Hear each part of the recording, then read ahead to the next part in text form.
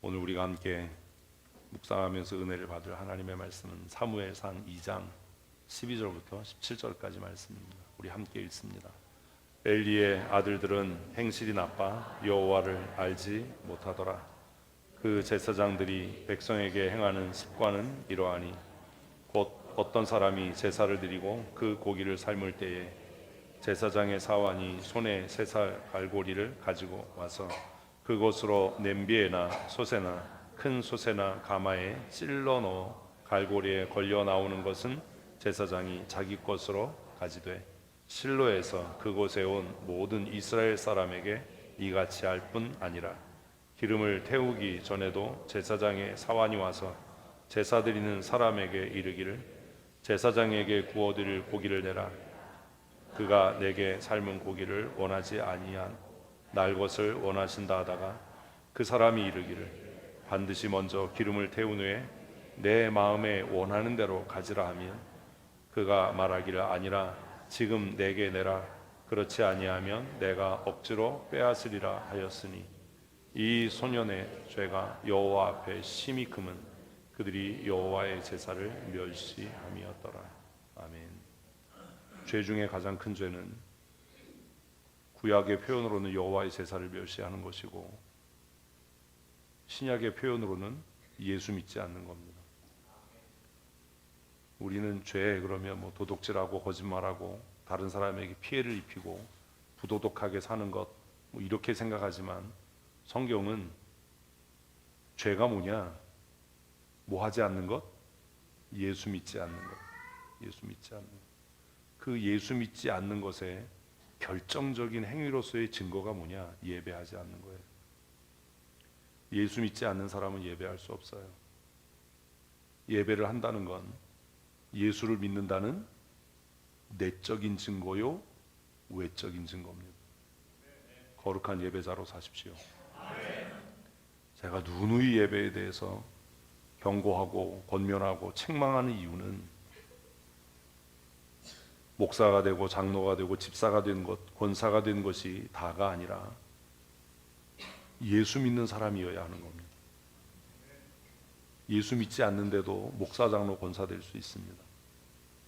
그냥 교회 나와서 열심히 왔다 갔다 하고 사람들 눈에 띄고 헌금 좀 하고 시간이 오래 지나면 목사, 장로, 집사 되는데 별로 크게 어려움이 없을 겁니다.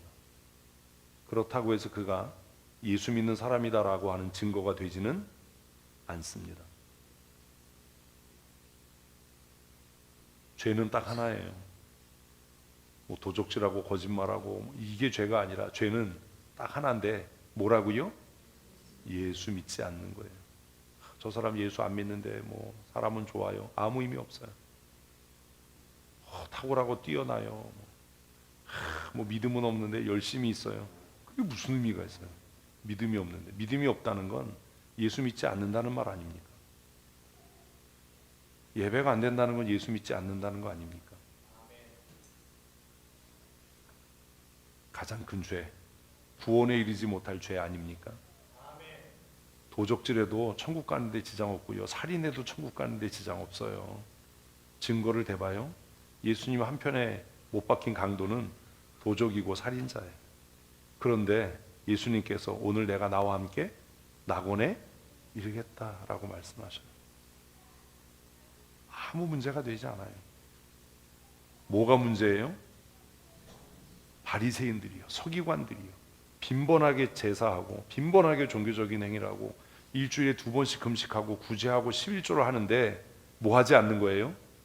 예수 믿지 않는 거예요. 무슨 구원이 있습니까?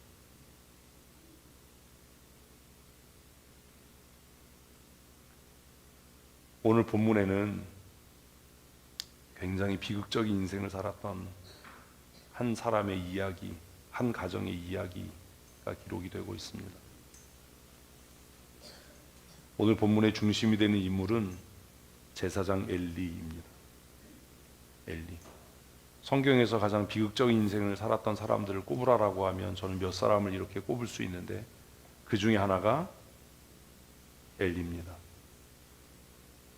이 엘리가 비극적인 인생을 살았던 이유는 그가 첫째는 제사장이기 때문입니다. 엘리라고 하는 이름의 뜻은 높음, 높여진 자라는 뜻을 갖습니다. 히브리어에 엘이라고 하는 단어가 들어가면 높임을 받으실 분, 우리가 아는 것처럼 엘로힘, 하나님라고 할 때 그 엘이지요. 높임을 받은 사람, 그리고 이 사람은 대제사장이었습니다. 그는 아론의 16대 손입니다. 거룩한 계보를 이어받았던 사람입니다. 제사장의 가문의 사람이었습니다. 그는 개인적으로는 무척 경건한 사람이었습니다. 성경은 엘리에 대해서 여러 기록들을 남기지 않습니다. 그래서 우리가 성경을 통해 엘리가 어떤 사람이었는지 정보를 얻는 것은 쉽지 않지만 엘리가 경건한 믿음의 사람이었다는 것을 어떻게 알지요? 한나와의 만남 사건을 통해서입니다. 한나는 아이가 없었습니다.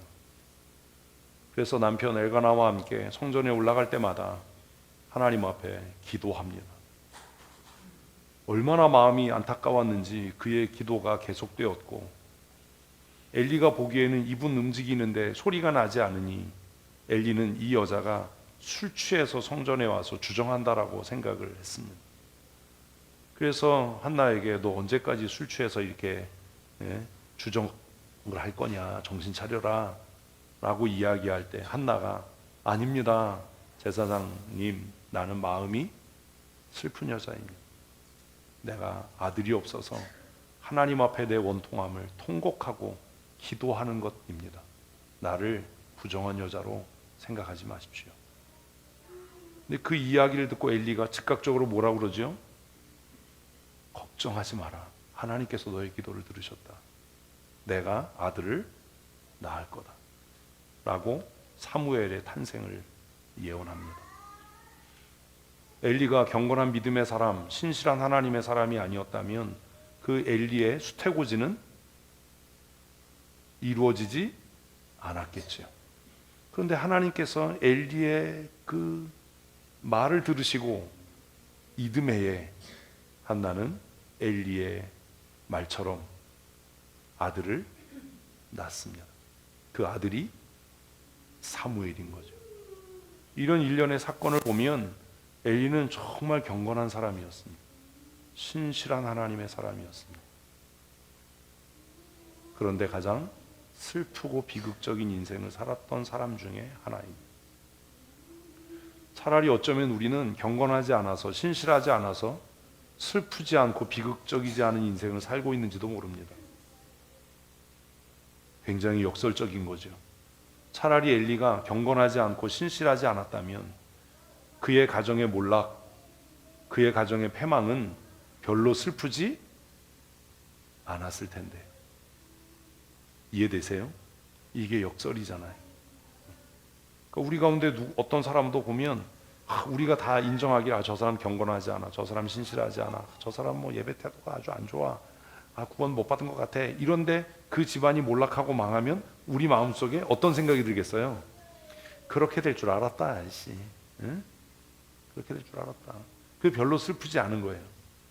근데 우리가 개인적으로 볼 때 정말 그 사람은 신실하고 정직하고 하나님 경외하기를 힘쓰고 어떻게든지 말씀대로 살려고 하는데 그 집안이 쇠락하고 몰락하고 자녀들이 힘들어지면 우리의 마음이 어때요? 안타깝고 슬프고, 그리고 오히려 하나님을 향해서 하나님 어떻게 이러실 수 있어요? 이게 뭐지요? 이럴 거 아닙니까? 그게 누구라고요? 엘리인 거예요. 근데 거기에도 원인이 있어요. 엘리에게는 두 아들이 있었습니다. 우리 다 알지요? 첫 번째 아들의 이름은 홈니입니다. 두 번째 아들은요, 비나스입니다. 홈니라고 하는 이름의 뜻은 손바닥이에요. 하나님의 손바닥. 부처님 손바닥 같잖아요. 이렇게 뭐 우리 어렸을 때 돈 갖고 와 뭐 이런다고 우리 어려서 참 못되게 놀았어요. 그 불국사 주제가 불렀었잖아요. 몰라요? 불국사 주제가? 이런 거 하면 안 돼. 궁금하면 500원 들고 오세요. 그럼 제가 불러드릴 테니까 오늘 노란 옷 입고 춤추면서 불러드릴게요. 비느하스는 하나님께서 그를 통해 말씀하신다, 신탁이라고 하는 뜻을 갖고 있는 이름입니다. 둘 다 이름은 엄청 경건합니다. 왜요? 경건한 아버지가 지었으니까. 자녀들의 이름을 봐도 그 아버지의 믿음이나 신앙의 태도를 볼 수 있죠. 엘리는 그 첫째 아들 홈니가 하나님의 능력의 손에 붙들려 살기를, 하나님의 은혜 가운데 살기를 바라는 마음으로 홈니, 하나님의 손에 붙잡힌 자, 하나님의 손바닥 위에 있는 자, 하나님의 능력의 손이 그를 주장하는 자라는 뜻으로 이름을 지어 불렀을 겁니다. 둘째 아들이 태어났을 때 하나님께서 너를 통해 말씀하실 것이다, 하나님께서 너를 통해 일하실 것이다 라는 의미로 뭐라고요? 비느하스라고 이름을 지었을 겁니다. 그런데 이름은 그렇게 경건하게 지었을지 모르는데 성경은 두 아들에 대해서 어떻게 평가하지요? 함께 읽습니다. 엘리의 아들들은 행실이 나빠 여호와를 알지 못하더라. 이 말씀을 읽으면서 우리가 고민하게 되는 게 있습니다. 하나님을 안다라고 하는 것이 도대체 뭐냐라는 거예요. 교회에서 때로는 이렇게 팀장, 사역 이러면 목사님 저는 성경 잘 몰라요. 그래서 자격이 없어요. 이래. 그 안다는 뭘 얘기를 하는 거예요? 지식이요. 난 성경 좀 알아. 그래서 퀴즈 대회 하고 그러면 다 눌러가지고 그냥 아는 거 순서대로 얘기해서 하나 얻어 걸리고 그리고 우리도 다 저 사람은 성경 많이 아는 사람이야. 성경 많이 읽는데 그때 말하는 안다와 오늘 12절이 얘기하는 안다는 전혀 다르지 않습니다. 엘리의 아들들은 직업이 뭐죠? 제사장입니다. 제사장. 그러니 이 두 아들들이 지식으로 하나님을 모를 수는 없습니다. 지식으로는 하나님을 모를 수 없어요. 제사 제도와 제사법을 모를 수가 없잖아요. 근데 성경은 뭐래요? 하나님을 알지 못했다라고 이야기해요. 왜 하나님을 알지 못했다라고 이야기합니까? 그의 행실인 거예요.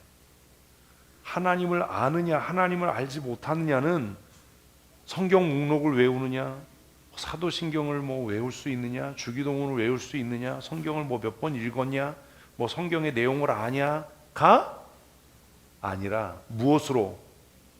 행실로, 성경대로 사냐, 태도로.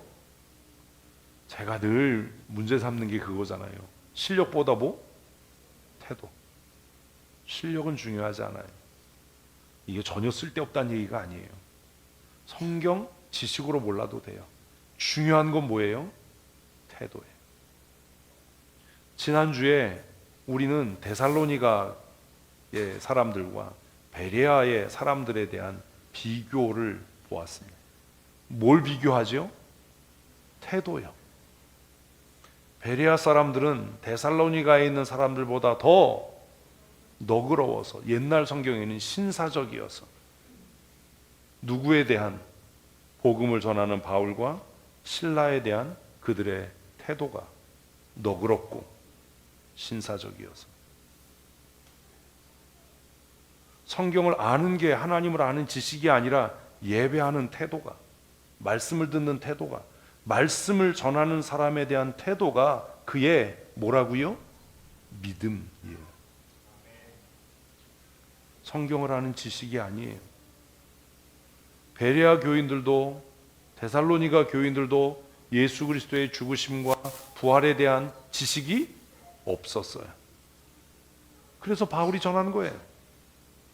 그런데 한쪽의 사람들은 그 예수 그리스도의 십자가의 죽으심과 고난과 부활에 대한 말씀을 전하는 복음 전도자에 대해서 호의적이지 않은 태도를 가졌고, 한쪽의 사람들은 너그러운 태도로 받아들였어요. 베레아 교인들에 대해서 뭐라고 이야기합니까? 그들은 간절한 마음으로 말씀을 들었다.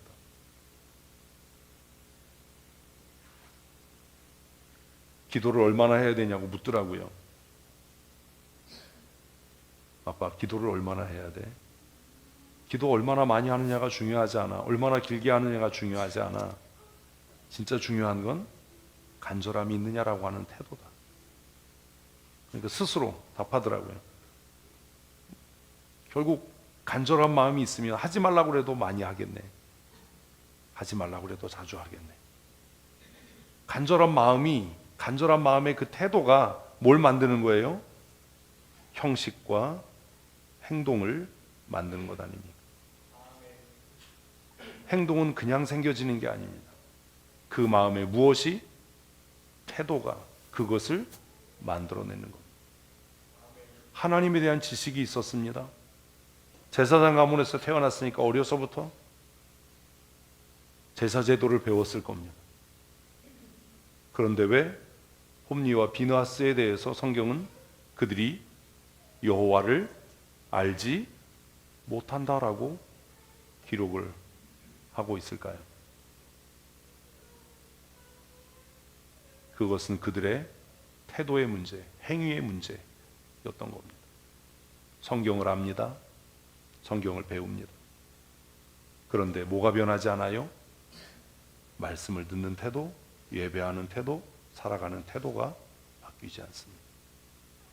왜요? 써 있잖아요. 행실이 나빠서다. 여기서 행실이 나빠서라는 말을 결론으로도 이야기할 수 있지만 성품이 나빠서 로도 이해할 수 있습니다. 교육적으로 보면 잘못 가르침을 받아서 라고도 이해할 수 있습니다. 우리가 생각해야 될 것은 타고난 성품의 문제가 아닙니다. 그것은 못 바꾸니까요. 타고난 천성을 어떻게 바꿀 수 있습니까? 그건 안 바뀌어요. 그냥 태어난 대로 사는 거예요. 그런데 그 타고난 죄의 성품과 본성을 극복하고 이기고 거룩하고 정결한 사람으로 살 수 있게 하는 게 뭐라고요? 그게 교육이에요. 그게 교육. 그게 주일학교 교육이에요. 성경 외워서 성경 시험 보고 이런 게 아니라 살아가는 태도. 어쨌든 위대했던 거룩했던 정말 영적이고 신실했던 하나님 앞에 충성되었던 엘리의 두 아들 홈리와 비느하스를 성경은 행실이 나쁜 자로 이렇게 묘사하고 있다는 겁니다. 그래서 고민이 드는 겁니다. 무슨 고민이 들죠? 아니 어떻게 경건하고 신실한 아버지 밑에서 이렇게 행실이 나쁜 자식들이 생겨날 수 있을까? 더 두려운 게 뭐예요? 그러면 나는 엘리처럼 경건하고 신실하지도 않은데 내 자식들은 볼 것도 없잖아요. 그럼 여러분 얘기해야죠. 반대로 나는 그래도 내 자식은 훌륭할 수도 있지. 물론 그럴 수도 있지요. 그게 뭐의 결과라고요? 교육이요. 교육이요. 주일학교 의사들 정신 차려야 돼요. 어떻게 이런 일이 일어날 수 있었을까?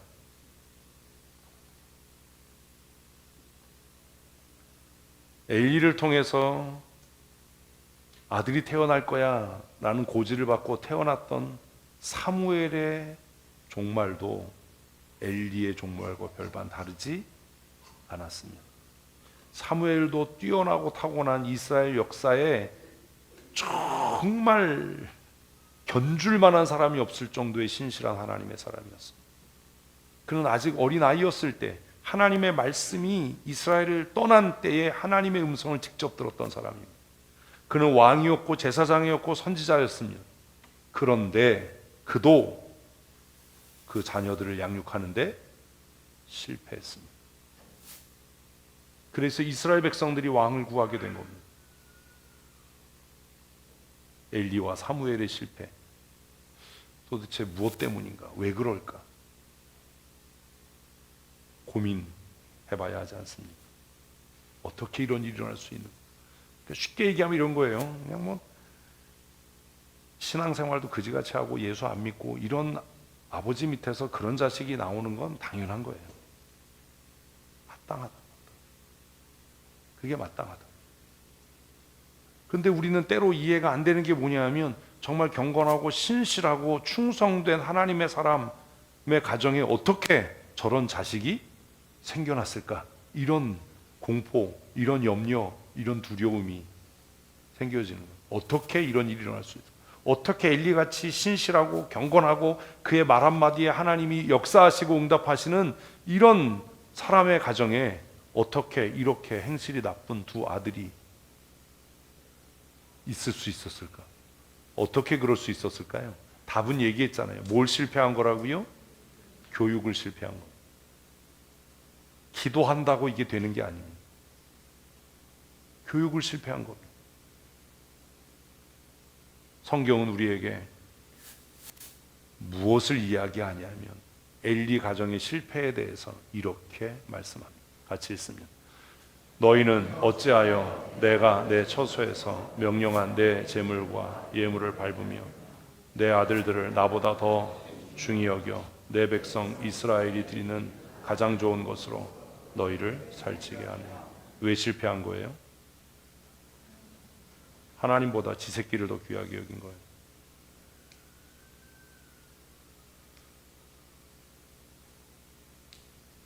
엘리의 실패가 뭐냐? 하나님께서 하신 말씀이에요. 하나님께서 엘리에게 하신 말씀이 뭐냐면 너 왜 네 자식들이 이렇게 됐는지 알아?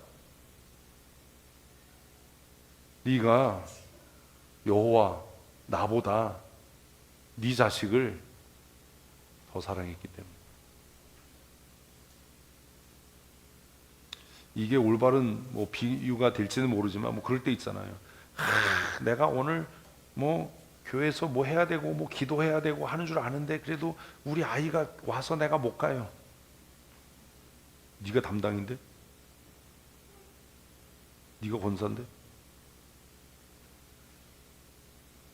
왜 그런 거예요? 왜 그런 거예요? 하나님보다 자식이 더 귀한 거 아닙니까? 근데 믿음 있다고 생각하잖아요, 자기는.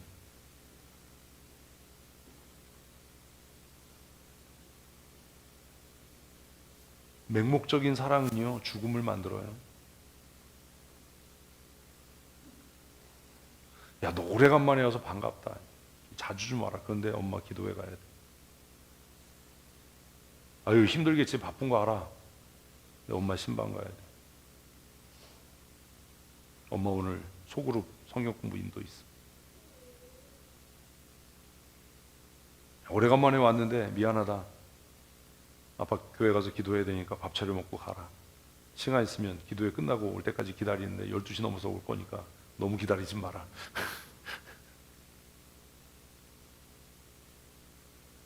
절대로 못 그러죠. 그럴 수 없습니다. 큰일 납니다. 그러면 무슨 큰일이 나요? 그 자식이 복 받고 형통해요. 큰일 나요. 절대로 못 그럽니다. 그래서 이제 한마디 하면 아유 그러면 뭐 가족도 안 돌아보고 뭐 자식도 안 돌아보고 뭐 하라는 말이냐 뭐. 계속 그렇게 사시면 돼요.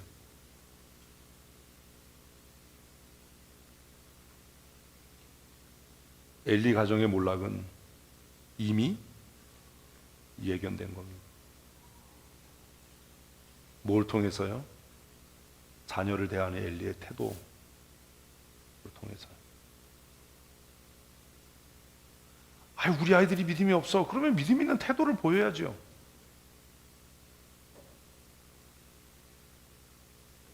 내가 자녀들에게 보이는 건 역시 믿음 없는 태도를 보이는 거고, 뭐 믿음은 뭐 하나도 중요하지 않고.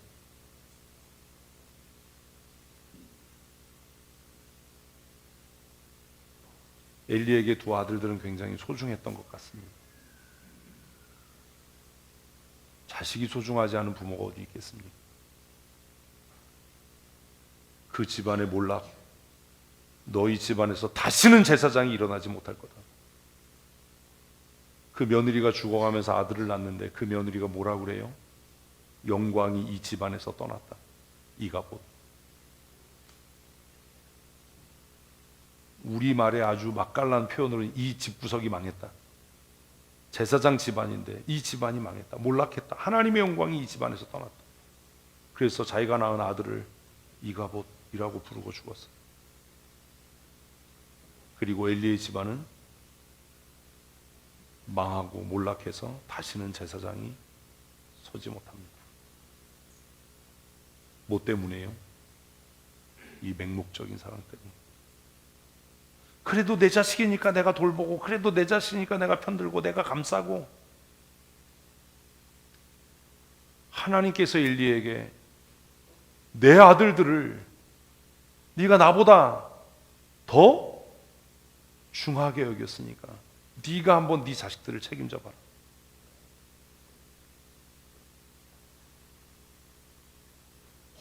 이게 답이에요. 그래서 망한 거예요. 자녀들에게 재산이라도 남겨주고 싶고 뭐 챙겨주고 싶고 그러시죠. 힘들면 도와주고 싶고 김장이라도 해서 보내고 싶고.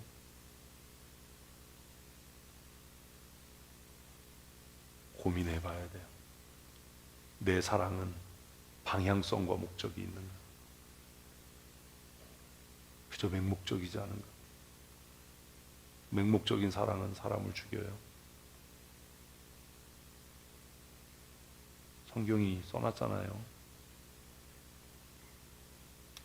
엘리의 실패는 그가 하나님을 경외하지 않아서도, 경건하지 않아서도, 신실하지 않아서도가 아니었습니다. 아주 사소해 보이는 하나님보다 자기 자녀를 더 귀하게 여기는. 근데 그것과 대조되는 한 여자의 독함, 젖딘 사무엘을 성전에 떼어놓는 그 어머니의 독함, 그것이 이스라엘을 구원합니다. 같이 읽습니다. 엘리가 매우 늙었더니 그의 아들들이 온 이스라엘에게 행한 모든 일과 회막문에서 수종드는 여인들과 동침하였음을 듣고 그에게 이르되 너희가 어찌하여 이런 일을 하느냐? 내가 너희의 악행이 이 모든 백성에게 듣노라. 내 아들들아 그리하지 말라. 내게 들리는 소문이 좋지 아니하니라. 너희가 여호와 범죄하게 하는도다. 그 아들들의 신부는 제사장이었습니다. 그래서 그 죄가 자기 죄로 끝나지 않습니다. 두 장로님 잘 들어야 됩니다. 장로의 죄는 개인의 죄로 끝나지 않습니다. 장로의 죄는 모든 성도들을 범죄하게 하는 큰 죄가 됩니다. 망하는 거예요. 자기도 망하고 자신의 가문도 망하고 교회도 망하게 하는 거예요. 집사가 되고 장로가 되고 권사가 되는 게 명예라고 생각하지 마십시오. 엘리는 이걸 알았어요. 그래서 아들들에게 권면하는 겁니다. 야, 그러지 마라. 그렇게 하지 마라. 너희들 하나님께 큰 죄를 짓는 거다. 어떻게 하려고 그러냐? 그리고 너희의 죄는 너희의 죄로 끝나지 않는다. 너희가 이렇게 행하면 그것이 여호와의 백성, 하나님의 백성, 이 백성으로 하여금 하나님 앞에 뭐하게 하는, 죄를 짓게 하는 일이 되지 않냐. 이게 얼마나 두려운 일이에요. 사실 목사는 교회의 대표이고 장로는 성도의 대표입니다. 장로의 불순종은 모든 교인의 불순종입니다. 아닙니까? 성도들 가운데는 가끔 그럽니다. 아, 목사님 우리는 말 잘 듣잖아요. 우리는 예배 잘하잖아요. 우리는 경건하잖아요. 몇몇 사람이 그러는 건데요. 그 몇몇 사람이 몇몇 사람이 아닌 거예요. 왜요? 당신들이 대표로 뽑은 그가 그 일을 하고 있는데 그게 어떻게 몇몇 사람의 문제예요?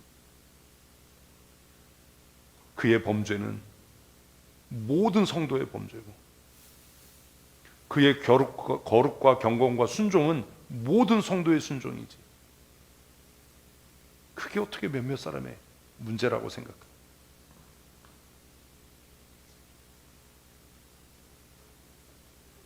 엘리의 마음이 급해졌어요. 안타까워졌어요. 그래서 아들들을 불러서 이야기합니다. 내가 백성들에게서 너희들이 어떤 죄를 짓는지를 듣는다. 너희들 도대체 어떻게 하려고 그러는 거냐? 안타까운 마음으로 권면합니다. 그런데 이미 때는 늦었습니다. 같이 읽습니다. 사람이 사람에게 범죄하면 하나님이 심판하시려니와 만일 사람이 여호와께 범죄하면 누가 그를 위하여 간구하겠냐. 장로님들은 잘 들어야 돼요. 대부분 장로가 돼서 하는 불순종과 범죄는 하나님께 범죄하는 거예요. 어떻게 하려고 그러는 거예요? 어떤 분이 저에게 그랬어요. 목사님, 어떤 교회 장로가 없으면 성찬식을 집사들이 분병하게 하면 안 되나요? 박목사님 되나요? 왜 안 되죠? 안 되죠, 그죠? 그래서 그랬어요. 야, 너 목사가 돼서 그것도 몰라. 안 돼. 그거 어떻게 하죠? 네가 하면 되지. 목사가. 장로가 없다는 건 몇 명 되지도 않는다는 건데. 그 집사 시키면 안 돼요. 안 돼. 안 되는 거예요. 성도들이 아무리 사모하는 마음으로, 간절한 마음으로 성찬에 참여한다 해도 그것을 분잔하고 분병하는 장로가 사모함이 없고 경건함과 거룩함이 없다면 그 고민인 거예요. 그 성찬이 유효합니까?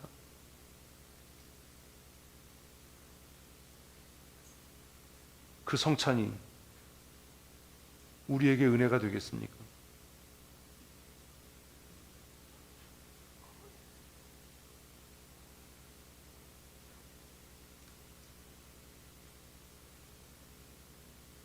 우리가 사람에게 범죄하면 하나님께서 그 일을 판단하시지만 우리가 하나님에 대해서 범죄하면 엘리의 고민이 그거예요. 누가 너희를 위해 간구하겠냐? 너희의 죄를 어떻게 감당하려고 그러냐? 이렇게 엄하게 책망하고 꾸짖었는데 그 아들들은 안 듣습니다. 그냥 듣기 싫어하고 무시하고 귀찮아합니다.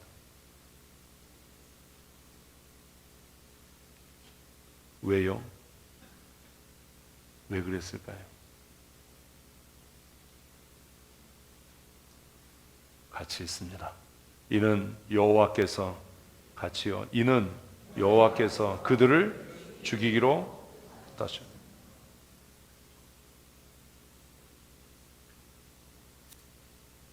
저는 삼세판 얘기하고 안 들으면 얘기 안 합니다. 듣는 사람은요, 삼세판이 됐다는 걸 몰라요. 말하는 사람은 아는데. 네? 한 번 경고, 두 번 경고, 세 번 경고 안 들어? 말 안 합니다.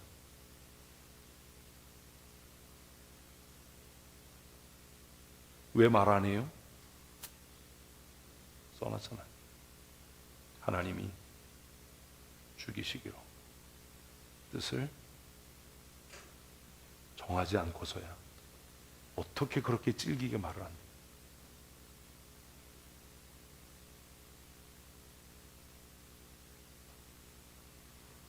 엘리는 알았어요. 두려웠어요. 그런데 할 게 없었어요. 할 수 있는 게 없었어요. 목회를 하면서 갖는 슬픔이 그겁니다. 좋은 말로 다 이릅니다.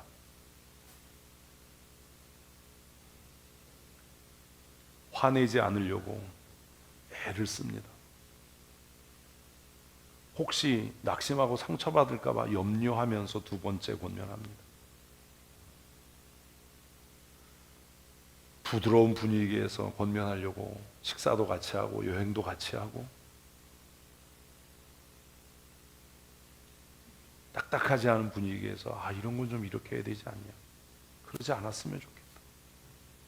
그런 사람들 편에 서지 않았으면 좋겠다. 그렇게 두둔하지 않았으면 좋겠다. 좀 교회가 바른 길을 갈 수 있도록 했으면 좋겠다. 권면합니다. 그리고 이제 독한 마음을 먹고 권면합니다. 그래도 안 들으면 내가 할 수 있는 일이 없는 겁니다. 여러분들은 때때로 목사님이 좀 더 잡아주시지, 목사님이 좀 더 권면해 주시지. 당사자가 아니어서 몰라서 그래요. 제가 말로는 3세판이라고 하지만 제가요 한 30번쯤은 합니다. 그런데요, 더 재밌는 게 뭔지 아세요? 당사자는요 몰라요. 이게 경고고 권면이라는 걸. 왜요? 들으려고 한 적이 없었거든요.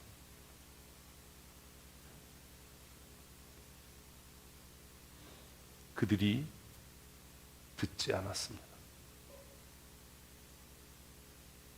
엘리의 마음에 근심이 쌓여갔을 겁니다. 하나님께서 이놈의 새끼들을 죽이시기로 작정하셨고 돌이킬 수 있는 은혜를 주시지 않는 거고, 그리고 두 아들이 죽고 언약궤가 뺏기던 날 성경은 뭐라고 기록하냐면 엘리가 두 아들 때문에 근심했다가 아니라 언약궤로 인하여 마음이 두려울 때 아들 걱정을 하지 않았다. 왜요? 이미 알았으니까요. 이미 알았습니다. 우리의 자녀들이 이렇게 되지 않도록, 아마 우리 교회에서 신앙생활하면서 제가 아이들 야단쳐서 속이 상하고 기분 나쁜 부모님들도 있었을 겁니다.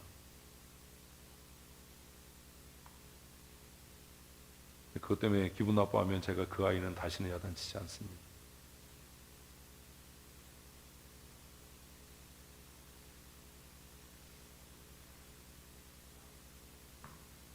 그럼 부모가 알아서 해야 되는 거죠. 그래서 제가 얘기하거든요.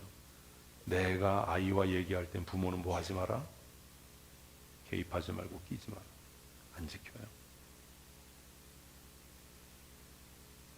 때가 지나고 나면 듣지 않습니다. 그러면 우리는 어떻게 해야 합니까? 아직 그 아이들이 배울 나이에 있을 때, 그 교육학에서는 3살까지라고 얘기하잖아요. 응? 그 유명한 교육학 몰라요? 3살 버릇이 8까지 간다? 정말 우리나라 어른들이 대단한 거예요. 그거 맞아요. 3살 이전에 모든 교육은 끝나요. 3살 이전에는 다 받아주잖아요.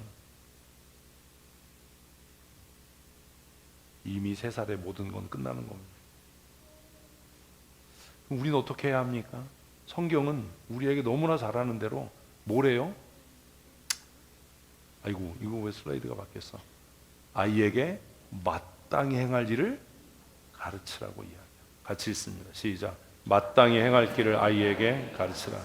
그리하면 늙어도 그것을 떠나지 아니하리라. 여기서 마땅히가 뭐지요? 성경 말씀 이런 거 아니에요.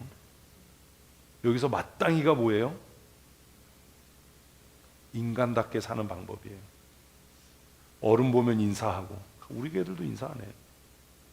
어른 보면 인사하고, 인사도 어른이 오면 일어나서 해야지. 어디 싸가지가 앉아서. 식사할 때도 어른들이 먼저 식사하셔야 숟가락을 들 수 있는 거지. 어디 맛있는 거 있으면 지 앞에서. 부모들 그러지 마세요. 맛있는 거 애들 앞에 밀어놓고 뭐 애들 반찬 이런 얘기 하지 마세요. 애들 반찬 어른 반찬이 어디 있어요? 반찬을 만드는데 어른 중심으로 만들어지 왜 애들 중심으로 만들어요? 무슨 당나라예요 그게? 이러면 당나라 또 평회가 되나? 응? 무슨 애들 반찬이 어디 있어? 배고파봐. 그렇게 길러서 지금 M진지 무슨 진지가 생긴 거 아니에요. 걔네들이 뭐 하늘에서 떨어졌어요? 우리가 그렇게 기른 거지? 예의도 없고 염치도 없고 싸가지도 없고, 지각한다고 엄마가 전화하고, 퇴사한다고 엄마가 사표 내고, 유격 가면 엄마가 따라와서 망원경으로 감시하고. 참, 그렇게 기른 거예요. 무슨 애들 반찬이 어디 있어? 애들 반찬을 해달라는. 확 그냥. 애들이 매운 거 못 먹는다고. 당연하지. 다 일본으로 보내든지. 스미마생 단무지 데스 뭐 이런 거 하게. 제발 좀 그러지 마라.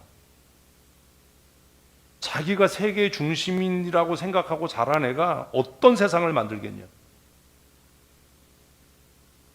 모든 세상이 자기 중심으로 움직여져야 한다라고 생각하는 애가 어른이 돼서 어떤 세상을 만들 거라고 생각하냐.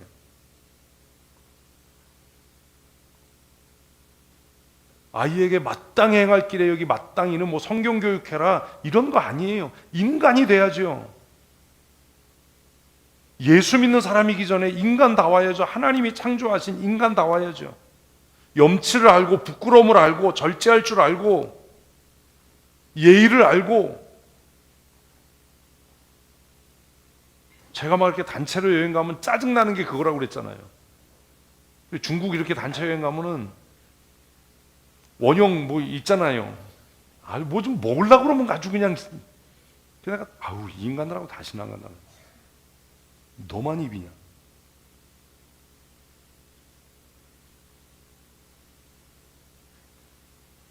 아이에게 무엇을 사람으로서 마땅히 지켜야 할 것들을 지키도록 가르쳐야 한다. 집안에서 안 되면 교회에서라도 그래야 된다. 그래야 그 아이가 늙어서도 염치를 알고 부끄러움을 알고 예의를 알고 다른 사람을 존중할 줄 알지.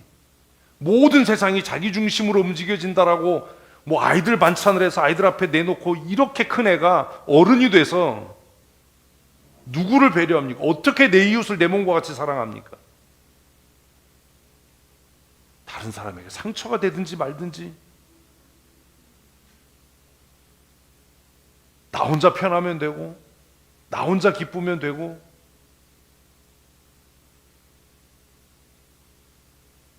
엘리 집안이 몰락한 이유가 뭐예요? 마땅히 행할 그것을 안 가르친 거예요. 그 마땅히 행할 것에 중요한 게 뭔지 아십니까? 권위에 복종하는 겁니다.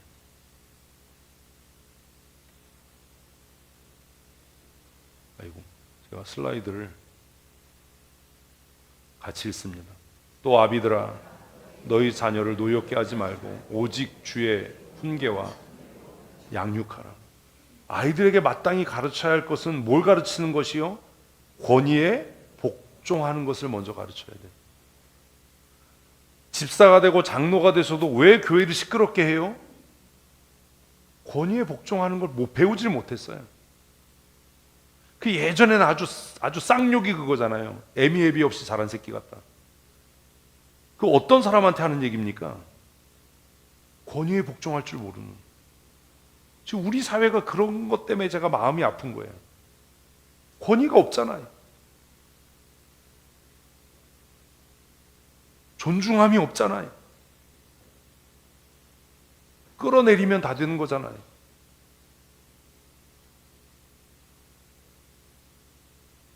자녀들에게 가정에서 교회에서 가르쳐야 될 첫 번째는 어른의 권위를 뭐 하는 것? 존중하고 귀히 여기는 것. 어른 보면 머리 숙여 인사하고, 인사시키면요 우리 교회들 어떻게 하는지 아세요? 안녕하세요.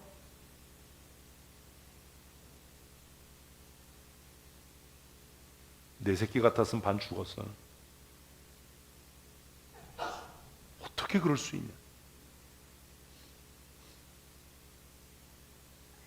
제가 불러 세워서 허리 숙여서 인사해. 끝까지 안 하는 놈들도 있어요. 도대체 우리는 뭘 가르치는 거예요? 또 그러면 또 누가 와서 목사님 그냥 내버려 두세요. 뭘 알아요? 걔네들이 다 알아요.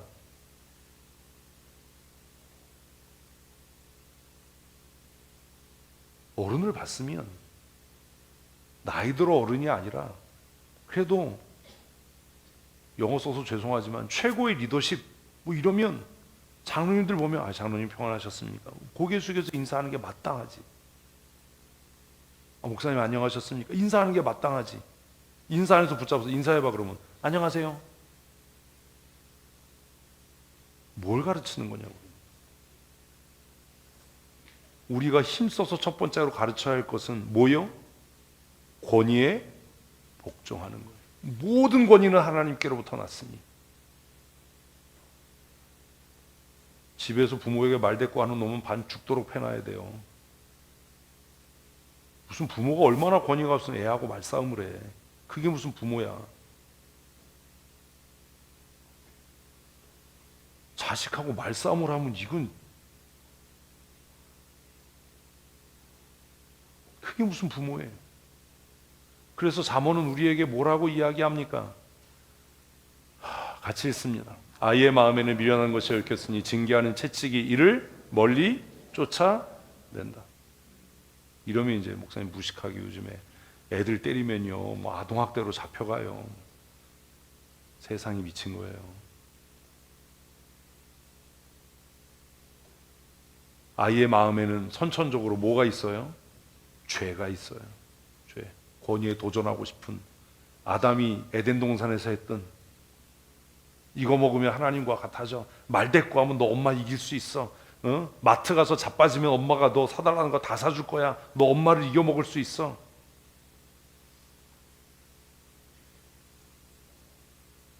그럴 때 해야 되는 게 뭐라고요? 죽지 않도록 패는 거예요. 징계하는 채찍이 이를 멀리 쫓아낸다. 밥투정에 한 이틀만 굶겨보세요. 이틀까지도 안 가요. 뭘 숟가락을 들고 쫓아다녀요 그거를. 지가 배고픈 맨밥이라도 물 말아 먹지. 얇게 입고 나가면 뭐 더 입고 나가라 잔소리하지 마요. 추워도 지가 뭐 얼어 죽든지 뭐 춥겠지. 그 저녁에 간 걸려서 열 오르면 걱정하지 마요. 그리고 얘기해줘요. 네가 말 안 들어서 그런 거야. 그리고 한 이틀만 안 죽어요. 이틀만 아프게 해봐요. 그 다음에는 더 입고 나가라 그러면 바로 순종하지. 아니 싸울 애가 대상이 없어서 애하고 싸우고 애하고 말다툼을 하냐고. 그걸 뭘 설득하고 그걸 뭘 이 현대교육이라고 하는 게 다 망쳐놓은 거예요. 무슨 애를 뭐 설득하고 뭘 이해를 시키고 납득시키고. 마음에 뭐가 있다고요? 무슨 납득을 하고 설득을 시켜. 자아를 존중해. 그런 게 어디 있어요. 같이 읽어보십시다. 아이를 훈계하지 하려고 하지 말라. 채찍으로 때릴지라도 안 죽어요. 안 죽는다고. 안 하면 어떻게 되냐? 14절. 내가 그를 채찍으로 때리면 그의 영혼을 미련해서 건진다고 얘기 안 해요. 너무 웃기잖아. 아이들의 마음에 미련한 것이 얽혔는데 그 미련에서 건져낸다. 이래야 문장이 되는데 어디에서 건져낸대요? 지옥에서요. 왜 지옥 자식 만드냐? 왜 그거를 바로 책망하고 꾸짖지 못해서 왜 지옥 자식 만드냐? 부모가 스스로. 같이 한번 또 읽어보십시다. 마땅히 행할 길을 아이에게 합시다. 우리가 해야 할 일은 성경 뭐 암송시키고 뭐 이게 아니에요. 인간답게 사는 거. 마땅히 행할 그 일. 어린이 주일에 목사님은 니네들을 저 패라고 지금 어른들에게 사주를 하고. 얘는 다 죽었어. 근데 그렇게 열심히 가르치는데도 예배센에 딴짓거리를 한단 말이지 지금. 더 맞고 싶어서.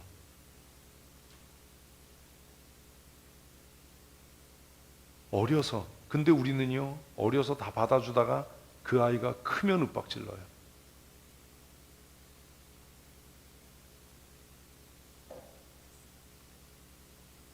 중고등학교 지나면 때리면 안 됩니다. 중고등학교 지나면 윽박질르면 안 됩니다. 그 아이의 인격을 무시하면 안 됩니다. 언제요? 어렸을 때. 근데 우리는 거꾸로 해요. 어려서 너무 귀하거든요.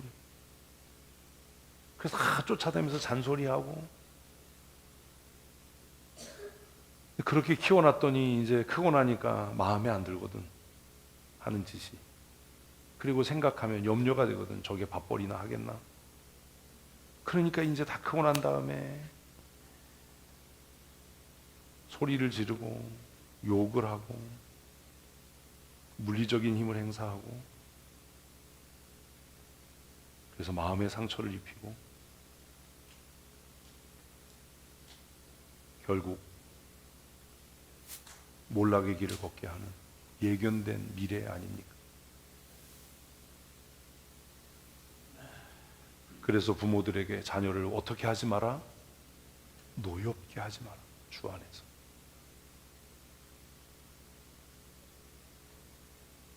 아이에게 마땅한 일을 가르쳐야 되는 겁니다. 자녀들에게, 가정에서 부모에게 뭐 하는 일? 순종하는 일을 가르쳐야 합니다. 아니, 왜 아이하고 논쟁을 하냐? 아버지가 한번 말하면 이게 그 집의 법이어야지. 응? 그렇잖아요. 안 지킬 거면 내 집에서 나가라, 뭐 이래야지. 그리고 그 아이가 크고 나면 이제는 인격 대 인격으로 존중하고 이야기를 들어주고 위로하고 격려해야죠.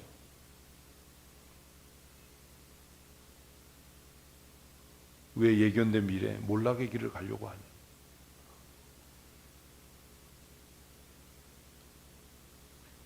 부모들이 가정에서 해야 할 일은 부모로서의 영적인 권위, 아비로서의 영적인 권위를 회복하는 일입니다. 존경받는 아버지가 되어야 되지 않습니까?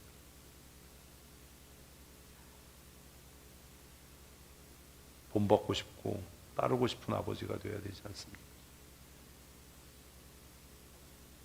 권위 있는 아버지가 되어야 되지 않습니까? 이제부터라도 그래야 되지 않습니까?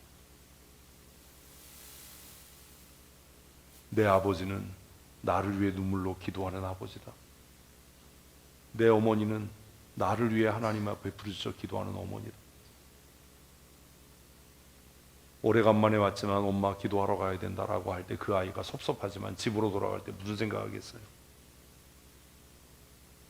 우리 어머니는 나를 위해 기도하시는 분이고, 오래간만에 왔으니까 밥 먹자, 뭐 기도해, 뭐 오늘 안 간다고 뭐 큰일 나냐. 굉장히 똑똑한 것 같지요. 미래는 예견되어 있는 겁니다. 그 새끼가 기도하는 자식이 되겠습니까? 우리 아이가 믿음이 없다고요? 그렇게 가르친 거 아닙니까? 행동으로요. 제가 저희 어머니한테 물어봤다고 그랬잖아요. 어머니, 제가 사고치고 밖에서 자고 안 들어오고 할 때 왜 한 번도 어디 갔다 왔냐라고 안 물었냐? 우리 어머니는 안 물었어요. 그냥 기다리셨어요. 한마디 하셨어요. 뭐라고요? 나는 너를 하나님께 맡겼다. 끝. 근데 그 말이 더 무섭더라고요. 야단 좀 쳐야 되는 거 아닌가? 뭐라고 해야 되는 거 아닌가? 왜 아무 말씀도 안 하시지?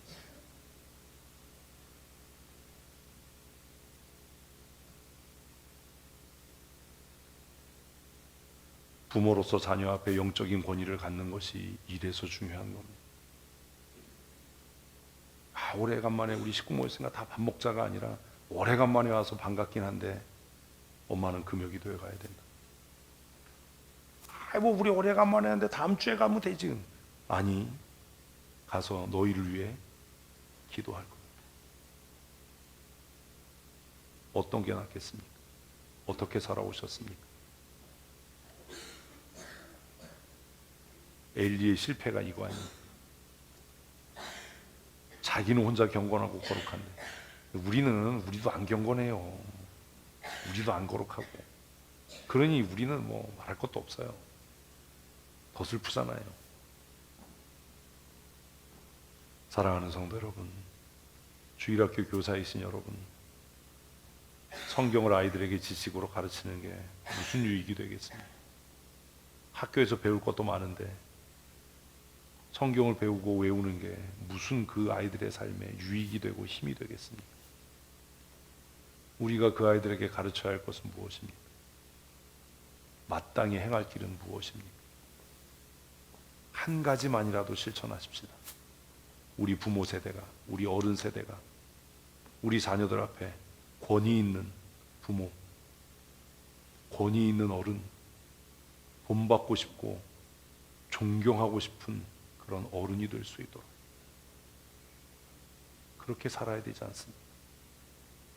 함께 예배한 우리 주일학교 아이들이 여러분의 예배하는 태도를 보면서 어른들도 뭐 다 저러는데 뭐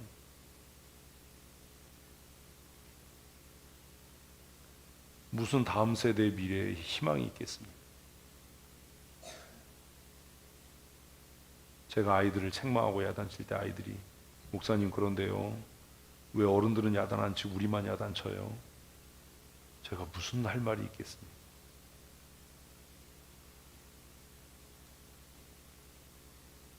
우리들만 예배 시간에 따는 짓 하는 거 아니고 우리들만 예배 시간에 조는 거 아닌데 왜 목사님 우리들만 야단쳐요?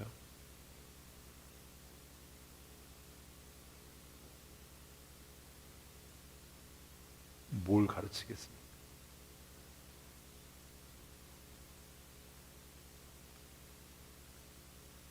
흔적이라도 남기지 말아야 되잖아요. 주보에 낙서해 놓은 거 그런 거 흘리고 다니면 아이들이 주워서 봐요. 아 주보에 낙서해도 되는구나. 제가 한번 야단쳤거든요. 너 주보에도 낙서하고 너 그 애들이 뭐라 그러겠어요?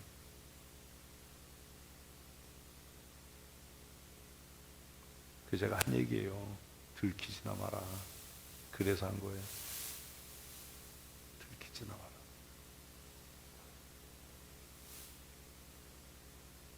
사랑하는 부모 세대 여러분, 주일학교 교사이신 여러분, 우리는 우리의 자녀들에게 마땅히 행할 일을 가르치고 있습니까? 엘리처럼 자신은 경건하고 자신은 신실한 믿음의 사람이었을지 몰라도 자신의 자식을 하나님보다 더 귀히 여겨서 그 당시에는 그게 자식 사랑하는 것 같고 그게 자식을 위한 것 같지만 결국 예견된 미래 그 집안이 몰락하고 그 자녀들도 가장 부끄럽고 수치스러운 죽음을 맞이하게 되고 며느리도 죽어가면서 이 집안이 망했다, 이 집구석이 망했다 라고 탄식할 수밖에 없었던 엘리의 집안을 바라보면서 우리는 우리의 자녀들을 어떻게 양육하고 있는지, 우리의 자녀들에게 무엇을 가르치고 있는지 한번 고민하고 돌아보아야 하지 않겠습니까? 2025년 교회를 새롭게 시작합시다라고 선포하고 벌써 4개월이 지났습니다. 이제 남은 올해 말까지 부모 세대인 우리가 우리의 자녀들에게 마땅히 행할 길을 우리의 삶으로 보여주어서 우리의 자녀들이 우리의 살아왔던 삶의 발자취, 신앙의 발자국을 따라 위대한 하나님의 사람, 거룩한 계보를 이어가는 믿음의 사람으로 그렇게 하나님의 은혜와 복받는 하나님의 사람으로 살았으면 좋겠습니다. 우리 스스로 우리 자신을 돌아보고 다짐할 수 있는 또 실천할 수 있는 하나님 사람 되시기를 축복합니다. 기도하십시다. 하나님, 어린이 주일입니다. 꽃주일이라고도 이야기합니다. 주일학교 팀에서 아이들을 축복하는 마음으로 우리 노란색으로 옷을 맞춰 입고 예배하자라고 제안했습니다. 우리의 자녀들을 사랑합니다. 또 그들이 우리보다 더 나은 인생 살아가기를 소원합니다. 이것이 단순하고 맹목적인 기원이 되지 않도록 우리의 자녀들의 삶이 하나님의 능력의 손에 붙잡힌 바 되어서 형통하고 권위 있고 권세 있는 삶을 살아갈 수 있도록 우리 부모 세대가 우리의 믿음을 우리의 삶으로 증명하는 거룩한 하나님의 사람 되게 하여 주시옵소서. 엘리의 가정의 비극을 묵상하면서 우리는 어떻게 살아가야 하고 무엇을 가르쳐야 할까를 염려하고 근심합니다. 마땅히 행할 길을 우리의 사랑하는 자녀들에게 가르치는 부모 세대가 되게 하시고 믿음의 세대가 되게 하셔서 우리 춘천 성도교에서 자라가는 우리의 자녀들이 세상을 이기며 세상을 변화시키는 거룩한 하나님의 사람들이 되게 하여 주시옵소서. 이 땅 살아가는 동안 하나님께서 예비하신 은혜와 풍성하신 복을 받아 누리며 살아갈 수 있도록 예견된 승리와 예견된 형통의 길을 걸어갈 수 있도록 주께서 은혜를 더하여 주시옵소서. 한 가정도 몰락하지 않게 하시고 우리의 모든 자녀들이 홈리와 비느하스의 길을 따르지 아니하도록 주께서 은혜의 은혜를 복의 복을 내리워 주시옵소서. 교회의 머리 되시는 우리 구주 예수 그리스도의 크신 은혜와 아버지 하나님의 크고 놀라우신 사랑하심과 성령님의 교통하시고 감화감동하시며 거룩한 믿음의 세대를 일으켜 세워 하나님의 나라를 이루어가게 하시는 그 크시고 놀라우신 은혜와 역사하심이 오늘 5월 첫째 주일 어린이 주일을 맞이하여 말씀을 묵상하며 거룩한 계보를 세워가는 믿음의 사람으로 하나님의 나라를 세워가는 하나님의 사람으로 살아가기로 마음에 굳게 결심하며 우리 교회에서 자라가는 우리의 자녀들에게 마땅히 행해야 할 일들을 가르쳐 거룩한 하나님의 사람으로 약속된 형통과 은혜와 복의 삶을 살아가게 하겠노라고 다짐하는 사랑하는 주의 권속들 머리머리 위에와 그들의 가정 위에 영원토록 함께 있을지어다. 아멘.